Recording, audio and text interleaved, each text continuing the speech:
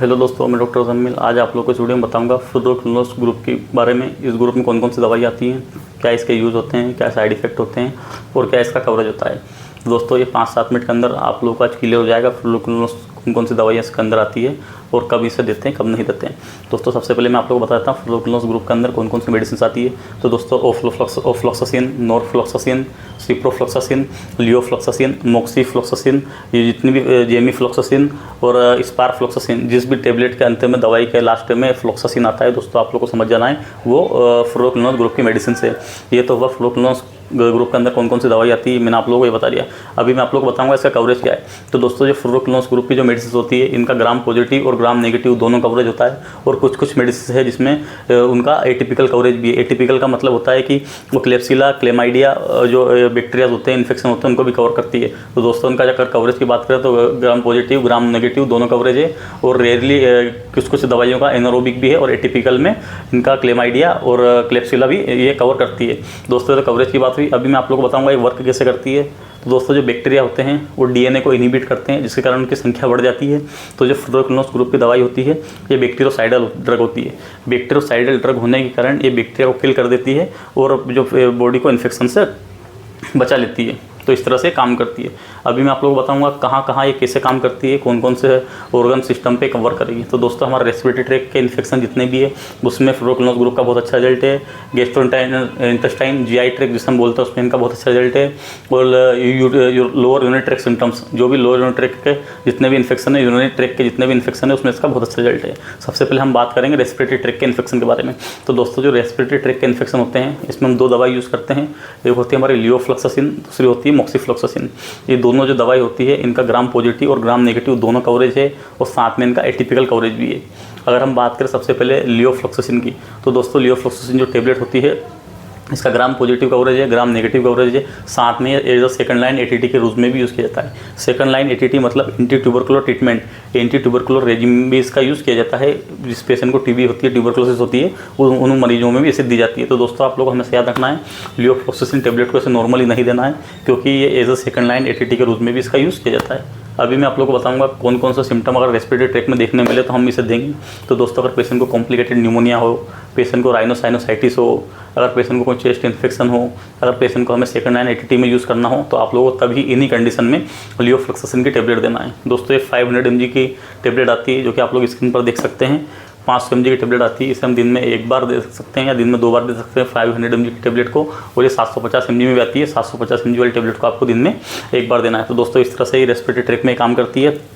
और साथ में जितने भी एब्डोमिनल के इन्फेक्शन होते हैं, एब्डोमिनल के इन्फेक्शन में साथ में इसमें आपको एक एनारोबिक कवरेज करना पड़ेगा। एनारोबिक कवरेज मतलब एक मेट्रोनिडाजोल और साथ में लियोफ्लोक्सासिन अगर आप लेंगे तो उसमें बहुत अच्छा रिजल्ट आएगा।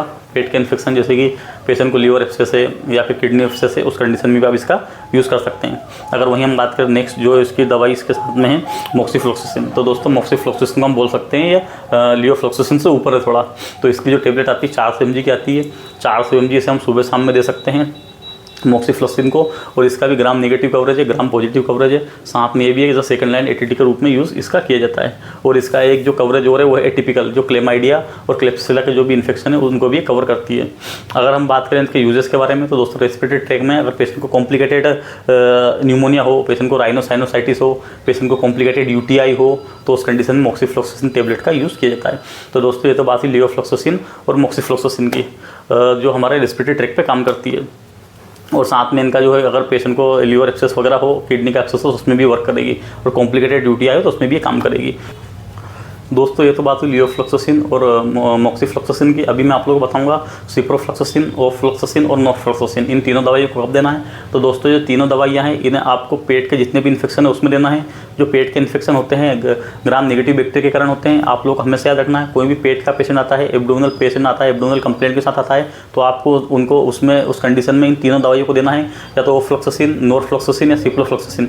ये तीनों का ग्राम नेगेटिव कवरेज है। पेट के जितने भी इन्फेक्शन होते हैं ग्राम नेगेटिव बैक्टीरिया के कारण होते हैं। जो हमारी लियोफ्लोक्सासिन और जो मोक्सीफ्लोक्सासिन है उन दोनों के ग्राम पॉजिटिव और नेगेटिव दोनों हैं, उन्हें भी यूज़ कर सकते हैं। लेकिन इन तीनों दवाइयों के ग्राम नेगेटिव कवरेज बहुत ज़्यादा है अच्छे हैं, तीनों को ग्राम नेगेटिव बैक्टीरिया के इन्फेक्शन हम दे सकते हैं। अगर सबसे पहले बात करें हम ओफ्लॉक्सासिन की, तो दोस्तों जो डायरिया होता है, जो लूज मोशन होता है, लूज मोशन के अंदर ओफ्लॉक्सासिन टेबलेट का बहुत अच्छा रिजल्ट है, जिससे हम 200 mg की टेबलेट आती है 200 mg बीडी दे सकते हैं सुबह शाम पेशेंट को। जो O2 नाम से जो टेबलेट आती है उसके अंदर ओफ्लॉक्सासिन होता है और साथ में ओनिडाजोल होता है, एक एनारोबिक कवरेज रहता है। तो दोस्तों इस तरह से आपको इसका यूज़ करना है। अगर पेशेंट को लूज मोशन है तो उसमें आपको ओफ्लॉक्सासिन टेबलेट का यूज़ करना है। अगर वहीं हम बात करें नॉरफ्लॉक्सासिन की, तो नॉरफ्लॉक्सासिन की जो टेबलेट होती है 400 mg की आती है, 400 mg की एक टेबलेट आती है, जिससे हम 400 mg सुबह शाम पेशेंट को दे सकते हैं। अगर इसके बात करें कहाँ कहाँ इसे देना है, तो दोस्तों GI ट्रैक्ट के इन्फेक्शन, जितने पेट के इन्फेक्शन उसमें आपको इसे देना है, जितने भी यूरिनरी ट्रैक्ट के इन्फेक्शन है उसमें आपको देना है। जैसे कि पेशेंट को लूज मोशन हो, पेशेंट को डायरिया हो, पेशेंट को एब्डोमिनल पेन हो, पेशेंट को अगर पेरिटोनाइटिस हो, पेशेंट को गैस्ट्राइटिस हो, तो उस कंडीशन में आपको इसे देना है।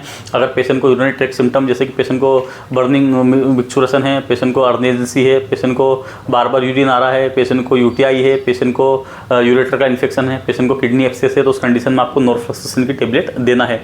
अगर पेशेंट को पाइलोनेफ्राइटिस है तो उस कंडीशन में भी आप जो टेबलेट नॉरफ्लॉक्सासिन है 400 mg बीडी दे सकते हैं। नेक्स्ट आती है दोस्तों टेबलेट सिप्रोफ्लॉक्सासिन। सिप्रोफ्लॉक्सासिन टेबलेट की अगर बात करें दोस्तों, इसका बहुत अच्छा कवरेज है, ग्राम नेगेटिव ग्राम पॉजिटिव दोनों कवरेज है इसका। इससे हम जितने भी अपर रेस्पिरेटरी ट्रैक्ट के इन्फेक्शन है, जैसे कि अगर पेशेंट को URTI है, अपर रेस्पिरेटरी ट्रैक्ट का इन्फेक्शन है, पेशेंट को लोअर रेस्पिरेटरी ट्रैक्ट का इन्फेक्शन है, पेशेंट को साइनसाइटिस है, राइनाइटिस है, पेशेंट को लूज मोशन है, पेशेंट को अगर डिसेंट्री है तो उसमें भी इसका बहुत अच्छा रिजल्ट है। अगर पेशेंट को कॉम्प्लिकेटेड सिस्टाइटिस है, पेशेंट को UTI है, तो इन सारी बीमारियों में, इन सारे अगर पेशेंट ऐसे लक्षण दिखा रहा है आपको, तो आप उस कंडीशन में पेशेंट को सिप्रोफ्लॉक्सासिन टेबलेट दे सकते हैं। अगर इसके डोज की बात करें तो दोस्तों 250 mg की टेबलेट आती है, जिससे हम सुबह शाम एक टेबलेट दे सकते हैं पेशेंट को, सुबह एक टेबलेट, शाम को एक टेबलेट, साथ में वो जो भी सिम्टमेटिक ट्रीटमेंट देना है। 500 mg की में भी आती है, ये 500 mg सुबह शाम दे सकते हैं। अगर ये इसका जो एक बोतल आती है 100 ml की, उसमें ईच 100 ml कंटेन इसमें 500 mg दोस्तों रहता है, 200 mg रहता है। तो इस तरह से आपको दवाइयाँ देना है। अगर हम बात करें ये दवाई और क्या कवर करेगी, तो दोस्तों जो ओरल एंटीबायोटिक है ये, इसका सूडोमोनास कवरेज बहुत अच्छा है, किसका, सिप्रोफ्लॉक्सासिन का। और एक और बीमारी होती है जिसे हम डिसेंट्री बोलते हैं। डिसेंट्री में क्या होता है, लूज मोशन के साथ पेशेंट को ब्लड आता है, ब्लडी मोशन होता है, तो उस कंडीशन में भी सिप्रोफ्लॉक्सासिन का बहुत अच्छा रिजल्ट है। अगर पेशेंट आपके पास लूज मोशन से आया है, डायरिया से आया है, तो आपके पास 3 चॉइस है, ड्रग ऑफ चॉइस उसके 3 है पेट के इन्फेक्शन के लिए, ओफ्लॉक्सासिन है, नॉरफ्लॉक्सासिन है, सिप्रोफ्लॉक्सासिन है। तो दोस्तों आपको अगर पेशेंट को लूज मोशन में ब्लड आ रहा है तो उसमें आपको सिप्रोफ्लॉक्सासिन टेबलेट देना है, क्योंकि उसमें इसका बहुत अच्छा कवरेज है, बहुत अच्छा रिजल्ट आपको देखने को मिलेगा। आप 250 mg बीडी दे सकते हैं या फिर 500 mg बीडी दे सकते हैं। अगर वहीं हम बात करें अगर सूडोमोनास कवर करना आपको, तो सूडोमोनास का बहुत अच्छा कवरेज है जो हमारी सिप्रोफ्लॉक्सासिन टेबलेट है उसका। इसे आप ओरल और आईवी दोनों में दे सकते हैं। अगर हम बात करें दोस्तों इनके साइड इफेक्ट के बारे में, क्या क्या साइड इफेक्ट फ्लोरोक्विनोस ग्रुप की मेडिसिन देने से हो सकते हैं, तो दोस्तों सबसे पहला जो साइड इफेक्ट होता है, इससे फोटो सेंसिटिविटी हो सकती है पेशेंट को। अगर आपने बहुत लंबे समय तक पेशेंट को फ्लोरोक्विनोस ग्रुप की कोई भी दवाई दी, पेशेंट उसको लेने के बाद अगर धूप में निकलेगा, सनलाइट में जाएगा, तो उससे उसे फोटो सेंसिटिविटी हो सकती है। सेकंड जो उसका साइड इफेक्ट होता है वो होता है रेयरली इससे हाइपोग्लाइसीमिया हो सकता है। अगर पेशेंट हाइपरग्लाइसीमिया का है, पेशेंट को अगर डायबिटिक ऑलरेडी है, पेशेंट एंटी डायबिटिक ड्रग पर है, ओरल हाइपोग्लाइसेमिक एजेंट ले रहा है, वो ग्लिमप्राइड 2 mg या 1 mg, तो आपको ध्यान रखना है कि इससे पेशेंट को उसमें हाइपोग्लाइसेमिया देखने मिल सकता है। नेक्स्ट जो इसका कॉम्प्लिकेशन हो सकता है दोस्तों, होता है क्यूटी प्रोलोंगेशन। ECG में इससे क्यूटी प्रोलोंगेशन हो सकता है। अगर पेशेंट एंटीरिदमिक मेडिसिन ले रहा है, पेशेंट को ऑलरेडी हार्ट रेट कम या ज़्यादा चल रहा है, तो उसमें आपको ध्यान रखना है, इसे नहीं देना है। नेक्स्ट जो इसका बहुत ही important body specific side effect होता है दोस्तों, वही होता है कि इससे पेशेंट को टेंडनाइटिस हो सकता है, टेंडन इंजरी हो सकती है। तो कब कब इसे आपको नहीं देना है, प्रेग्नेंट फीमेल में नहीं देना है, क्योंकि उसमें बच्चा रहता है। प्रेग्नेंट फीमेल में जो बच्चा रहेगा उसके कार्टिलेज बन रहे होते हैं, तो इससे कार्टिलेज वीक हो सकते हैं, टेंडन इंजरी हो सकती है पेशेंट को बाद में। बच्चों में नहीं देना है। अगर बच्चों को कोई डिसेंट्री से, एब्डोमिनल पेन से, लूज मोशन से आता है, UTI से आता है, तो आपको फ्लोरोक्विनोस ग्रुप की मेडिसिन उसमें नहीं देना है, कि उससे पेशेंट को जॉइंट पेन हो सकता है, पेशेंट को टेंडन इंजरी हो सकती है बच्चे को, और टेंडनाइटिस हो सकता है। नेक्स्ट जो होता है ओल्ड एज में नहीं देना है। ओल्ड एज में वैसे कार्टिलेज और टेंडन वीक हो जाते हैं, तो उससे भी पेशेंट को इससे बहुत ज़्यादा दिक्कत हो सकती है। अगर ये लेने के बाद बच्चे, बूढ़े और प्रेग्नेंट फीमेल लेने के बाद अगर आपके पास आती है और लोग बोलते हैं जॉइंट पेन हो रहा है, दवाई लेने के बाद घुटनों में दर्द हो रहा है, बहुत ज़्यादा हाथ पर दर्द हो रहे हैं, तो आपको समझ जाना है आपकी दवाई से पेशेंट को कॉम्प्लिकेशन आ चुके हैं, पेशेंट को टेंडनाइटिस या फिर टेंडन इंजरी हो चुकी है। तो आपको ध्यान रखना है, बच्चों में, बूढ़ों में, प्रेग्नेंट फीमेल में इसे नहीं देना है। नेक्स्ट जो कंडीशन होती है इसे हम सीजर बोलते हैं, एपिलेप्सी बोलते हैं।